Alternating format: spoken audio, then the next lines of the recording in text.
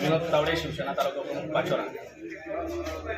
तहसीलदार साहेबांकडे येण्याचं एकच कारण, आम्ही वारंवार कोंडी आणि त्याची सूचना देऊन सुद्धा तहसीलदार साहेबांनी आजपर्यंत कुठलीही ठोस कार्यवाही वाळू माफियांवर केली नाही।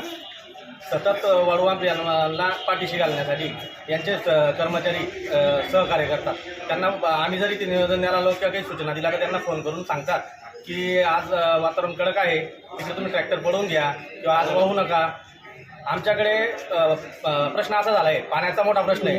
कारण आता गिरणा नदीला पाणी असतं, परंतु जर वाळूच नेऊन वाहून नेली तर मग तिथे पाणी थांबेल कसं काय? आमच्या पूर्ण आजूबाजूचे जे खेडे आहेत, पुरंगी, मायजी, वरसाड, डोकलखेडा, दहीगाव, राणीचे बांबरूड, आसनखेडा, सामनेर, त्यानंतर वेरुडी, त्यानंतर परधाडे, यांच्या ज्या विहिरी आहेत त्या गिरणा नदी काठला आहेत।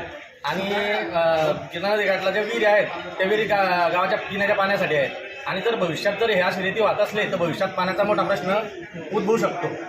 आणि हे झालंच, परंतु जर त्यांना कोणी ग्रामस्थ बोलायला गेले तर त्यांना सुद्धा दमदाटी करतात।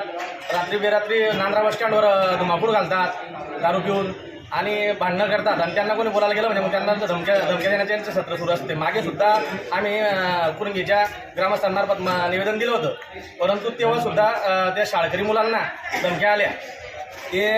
ते मुलं जे आहेत ते पोलीस भरती किंवा आर्मी भरती अशासाठी प्रॅक्टिस करतात सकाळी, आणि हे ट्रॅक्टर एवढ्या जोरात चालवतात की त्यांच्या अंगावर धावण्याचा प्रयत्न करतात। एखाद्या वेळेस असं होऊ शकतं यांच्या भांडणीत किंवा जीवितहानी होऊ शकते, एखादा सर्वसामान्य माणूस मारला जाऊ शकतो।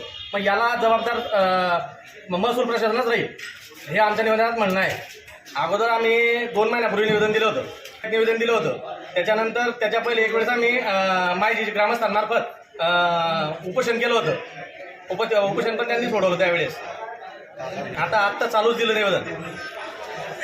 साहेबांनी अधिकाऱ्यांना फोन लावले, परंतु अधिकारी तिथे जात नाही। मी साहेबांना 14 तारखेचे सुद्धा जिओ टॅगिंगचे फोटो टाकलेले, नंतर रात्रीचे, काल रात्री 15 तारखेला जवळजवळ 11 वाजून 23 मिनिटांनी, 24 मिनिटांनी, 25 मिनिटांनी जे फोटो काढलेले आहेत मी जिओ टॅगिंगचे, म्हणजे JCBच्या सहाय्याने जी रेती काढलेली त्यांनी, आणि जो गरा मारलेला आहे त्याचे सुद्धा फोटो मी जोडलेले आहेत। त्यानंतर मागे दहीगावच्या मुलावर हमला झाला होता, डंपरचा कट लागला आणि त्या कट लागल्याने त्यांनी त्याला मारहाण केली वावड द्याला।